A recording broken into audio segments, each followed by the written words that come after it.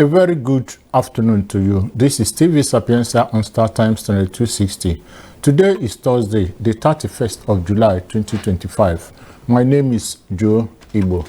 In our news headlines this afternoon, the Benue State Governor Hyacinth Alia has dissolved the State Executive Council. The Nigeria Security and Civil Defense Corps (NSCDC) Delta State Command has advised residents living in flood-prone areas and riverine communities to immediately relocate to safer grounds as the state braces for intense rainfall and possible flooding in the coming months. The Abia State Government has ordered integrity tests on all buildings above 2 stories in the aftermath of increasing cases of high-rise building collapse in the state. And the National Agency for the Prohibition of Trafficking in Persons, NAPTIP, has raised the alarm over the ever-evolving dangerous tactics of human traffickers and their criminal activities in Nigeria and beyond. Now the details of the news. The Benue State Governor Hyacinth Alia has dissolved the State Executive Council. Alia announced the dissolution in a statement signed by his Chief Press Secretary, Mr. Teoso Kula, and made available to newsmen in Makurdi. Kula said that the governor informed the council members of the dissolution at the end of the 12th 2025 State Executive Council meeting. The Chief Press Secretary said that Governor Alia directed the commissioners to hand over to the permanent secretaries of their ministries as soon as possible. He appreciated all the former commissioners who worked with him for 2 years and urged those who might not be reappointed to remain in the party. He said those who would not be reappointed are only paving the way for other citizens to also contribute their quota to the development of Benue State. The Nigerian National Petroleum Company Ltd, NNPC, has ruled out the sale of the Port Harcourt Refinery Company. In a statement, Bayo Ojulari, the Group Chief Executive Officer of NNPCL, explained that NNPC's renewed position is not a change in direction, but is based on ongoing detailed technical and financial assessments of the Port Harcourt, Kaduna, and Warri refineries. Ujulari said NNPCL is currently overseeing phased rehabilitation efforts at its 3 major refineries, with the Port Harcourt facility seen as a key component of Nigeria's drive towards self-sufficiency in petroleum refining. The Anambra State Police Command has arrested a suspect in connection with the murder and mutilation of a pregnant nurse's body at Ogbunike, Oyi local government area of the state. The suspect, identified as Tsumtochkunwafo, 24, was taken into custody for the crime while the police continue searching for the prime suspect and other accomplices. Spokesperson for the police command, SP Tochukwu Ikenga, in a statement yesterday, confirmed the arrest and recovery of human body parts at a shrine. According to Ikenga, the lifeless body of the nurse was discovered in a sockaway pit at Ogbunike. During interrogation, Nwafo confessed to being the boyfriend of the prime suspect, Chiemerie Obika Elubisi, now at large. He revealed details of how they sold body parts to various native doctors in the area. Further investigation revealed that the victim, a trained nurse, was lured to the suspect's house under the pretext of seeking medical treatment. Meanwhile, the Anambra State Commissioner of Police, CP Ikoye Orutugu, condemned the heinous act, describing it as inhumane, criminal, and an affront to public morality and the sanctity of life. Amid investigations, CP Orutugu urged anyone with useful information to come forward, assuring that informants will be protected. The Nigeria Security and Civil Defense Corps (NSCDC) Delta State Command has advised residents living in flood-prone and riverine communities to immediately relocate to safer areas as the state braces for intense rainfall and possible flooding in the coming months.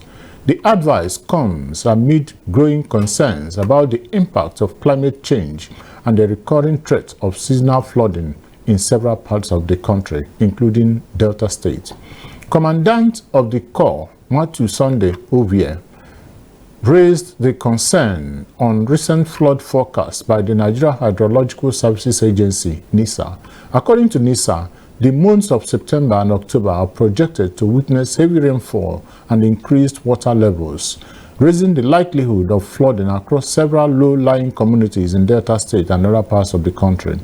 Ovie therefore urged residents in vulnerable zones, particularly in lowlands and coastal communities, to act swiftly by relocating to higher grounds, stressing that the warning is a proactive measure aimed at safeguarding lives and property. The commandant also directed all area commanders and divisional officers, especially those in Isoko North, Isoko South, Ugeli North, Ugeli South, Oshimili North, Oshimili South, Anyocha South, Patani, Warri Southwest, Ndokwa East, and Ndokwa West to commence immediate community sensitization campaigns on flood preparedness, mitigation, and emergency response. The Abia State Government has ordered integrity tests on all buildings above 2 stories in the aftermath of increasing cases of high-rise building collapse in the state.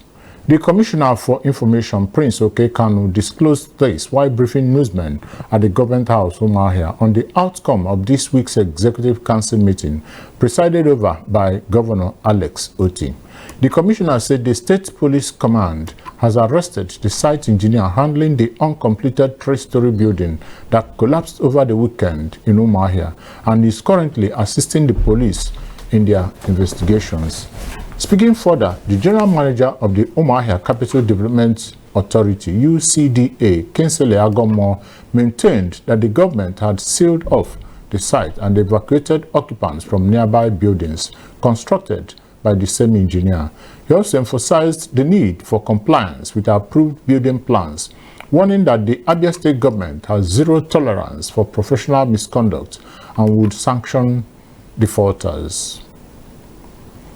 The National Agency for Food and Drug Administration and Control, NAFDAC, has disclosed that it generated 2.5 billion naira from its recent nationwide enforcement operation targeting 3 major open drug markets in Idumota, Lagos State, Aba, Abia State, and Onitsha, Anambra State.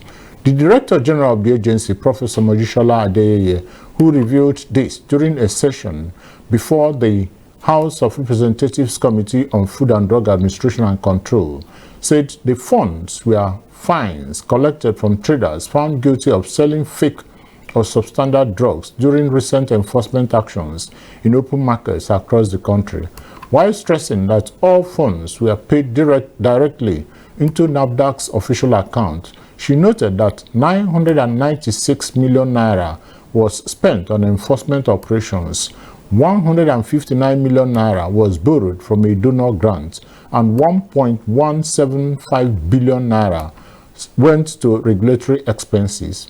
Adeyeye said the enforcement drive, which lasted up to 4 weeks in some locations, uncovered serious threats to public health. She disclosed that some shop owners were caught distributing banned substances like tramadol and selling expired or unregistered medicines. The chairman of the Nurses and Midwives Union has rejected calls by the government to return to duty without meeting some of their key demands. The national chairman of the National Association of Nurses and Midwives Federal Health Institutions Sector, Morakinyo Olajide Rewan, insists that the union will not suspend its ongoing strike until key aspects of their demands are addressed. Despite holding a meeting with the Minister of Labour at the expiration of its 15-day ultimatum, issued on 14 July 2025, the union carried on with the industrial action. Rewan said that the striking nurses will ignore calls by the government to return to duty without meeting some of their key demands. President Bola Ahmed Tinubu has directed the immediate employment of 200 National Youth Service Corps or NYSC Honorees into the Federal Civil Service. The president also announced 250,000 naira cash award for the 200 honorees in recognition of their outstanding service during the 2020 to 2023 service years. Tinubu, who was represented by the Minister of State for Labor and Employment, Nkiruka Onyejocha, at the combined President's NYSC Honors Award Ceremony 2020 to 2023 in Abuja, celebrated the awardees for their discipline, commitment, selflessness, teamwork, patriotism, and integrity. He assured the honorees that the head of the Civil Service of the Federation and chairman of the Federal Civil Service Commission will immediately begin their employment process. The top 4 male awardees were Nunaya Polycarp Nunaya from Adamawa State, who served in Kwara State, Okpokpo Ivan Chinedu from Imo State, who served in Cross River State, Dr. Ogwa Obinna Mark from Abia State, who served in Cross River State, and Rabiu Quadri Mayokun from Osun State, who served in Rivers State. In the female category, the best overall awardees were Akase Pati Ens Nguwasen from Benue State, who served in Gombe State, and Igwe Ann Chikode from Enugu State, who served in Sokoto State. The National Agency for the Prohibition of Trafficking in Persons, NAPTIP, has raised the alarm over the ever-evolving dangerous tactics of human traffickers and their criminal activities in Nigeria and beyond.